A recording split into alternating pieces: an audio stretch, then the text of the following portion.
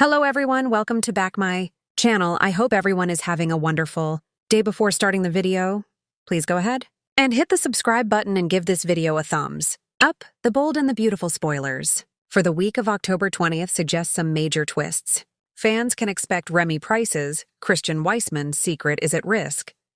Deke Sharp, Harrison Cohn, could face more complications.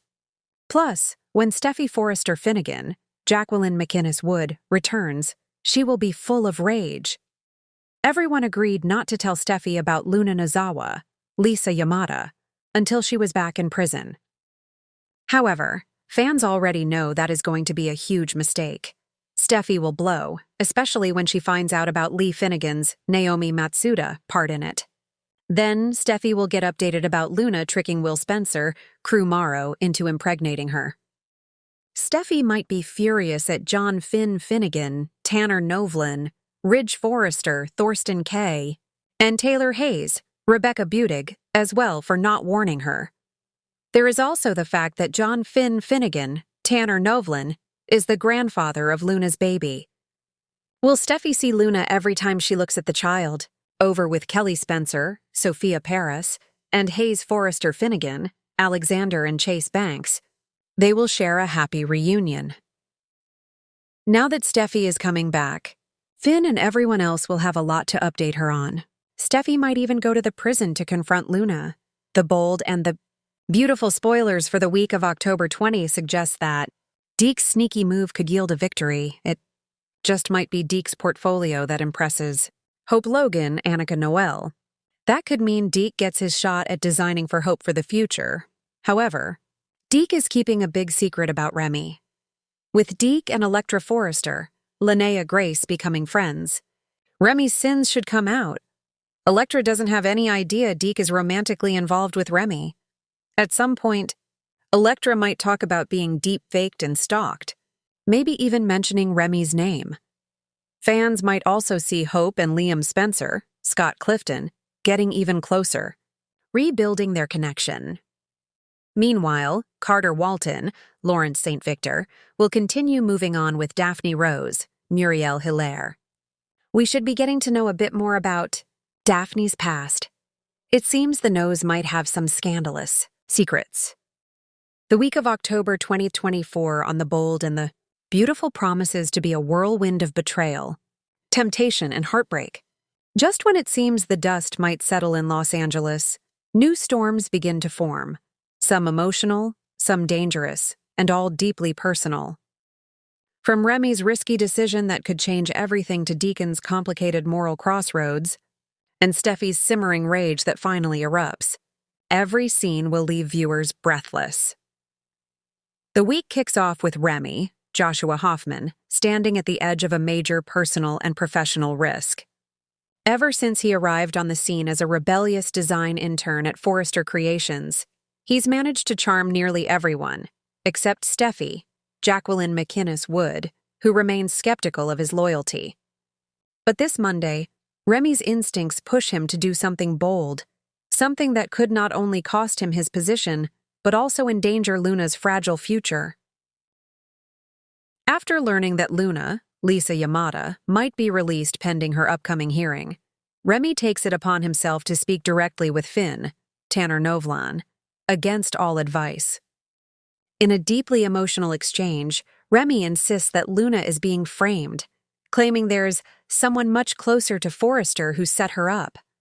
Finn listens carefully but reminds Remy that interfering could make things worse. Still, Remy doesn't back down. If the system won't protect her, he vows, I will. Meanwhile, Hope, Annika Noel, finds herself torn in a tug-of-war between Thomas, Matthew Atkinson, and Liam, Scott Clifton, again. Only this time, it's not about love, but about trust. Liam corners her at the cabin and pleads with her not to be pulled into Deacon's orbit again, especially now that his loyalty to Sheila is being questioned once more. Hope, however, defends her father's right to make his own choices. By the end of the episode, Hope receives a mysterious text message, anonymous, yet oddly familiar, that reads, "Your father's about to lose everything." On Tuesday, Deacon, Sean Kanan, is back in the spotlight, facing one of his toughest weeks yet. His restaurant Il Giardino becomes a crossroads of drama as a new investor quietly steps in, someone connected to Sheila, Kimberlyn Brown. When Deacon confronts Sheila about the interference, she plays innocent, insisting she's trying to secure their financial stability after everything they've been through. But things quickly spiral when Bill, Don Diamont, pays an unexpected visit, bringing news that stuns Deacon. Bill warns him that one of his kitchen staff has been feeding information to the press, specifically about his connection to Sheila and their secret wedding earlier this year.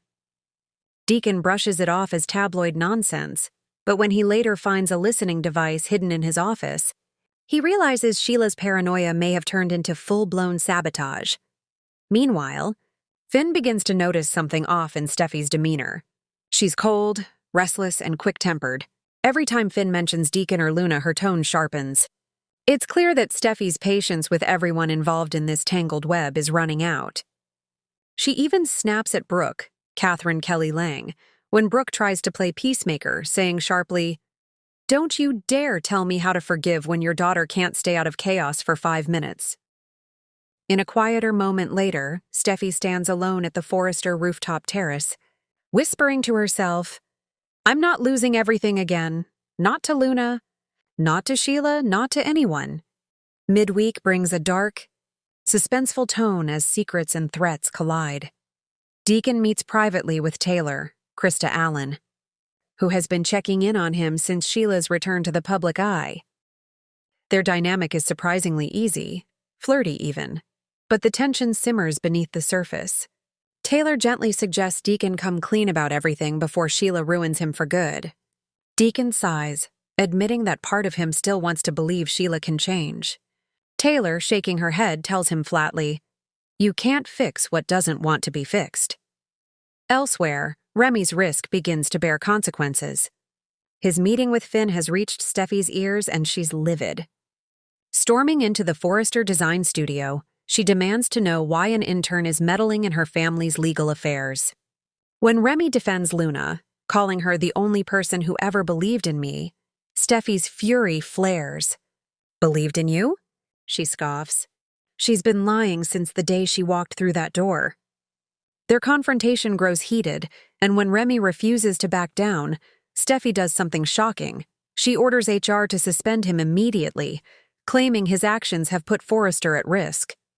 Hope overhears the tail end of the argument and rushes in, telling Steffy she's being unfair. The two women nearly come to blows, and Finn arrives just in time to separate them. But in the aftermath, Finn gives Steffy a look she doesn't expect, disappointment. "You're not acting like yourself," he says quietly. "You're acting like Sheila." The words land like a knife. Steffy storms off, shaking with anger, leaving Finn staring after her in regret. Thursday's episode slows the pace just enough to deliver an emotional gut punch. Deacon receives a visit from a familiar face from his past, a parole officer from his old life, played by Days of Our Lives' Alan Brandon Beamer. The officer reminds Deacon that even though he's technically free, he's under review due to his association with a known felon. In other words, if he doesn't cut ties with Sheila, he could be facing serious legal repercussions. But things get complicated when Deacon finds out Sheila already knew about the warning. She admits she intercepted the letter before he could read it, claiming she was protecting him. Deacon explodes, finally snapping after weeks of pressure. "Protecting me?" he shouts.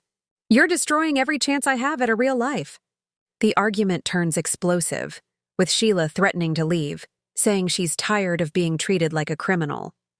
Deacon, exhausted and heartbroken, doesn't stop her this time. But as she storms out, his phone buzzes again. This time, another anonymous message. "She won't be the only one to ruin you. Look closer to home." Meanwhile, at Forrester Creations, Hope and Finn secretly meet to discuss Remy's suspension. Hope believes Steffy is using power and fear to control the situation, and Finn reluctantly agrees. They decide to quietly investigate who actually leaked Luna's file to the press weeks ago, the evidence that made her look guilty.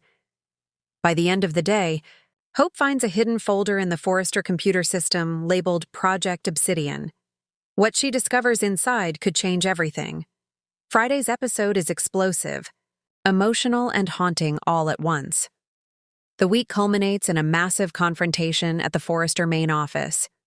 Hope, armed with the evidence from Project Obsidian, approaches Finn and Remy. The files reveal a series of encrypted communications from a Forrester executive account, directly leading back to Steffy's assistant, but possibly authorized by Steffy herself.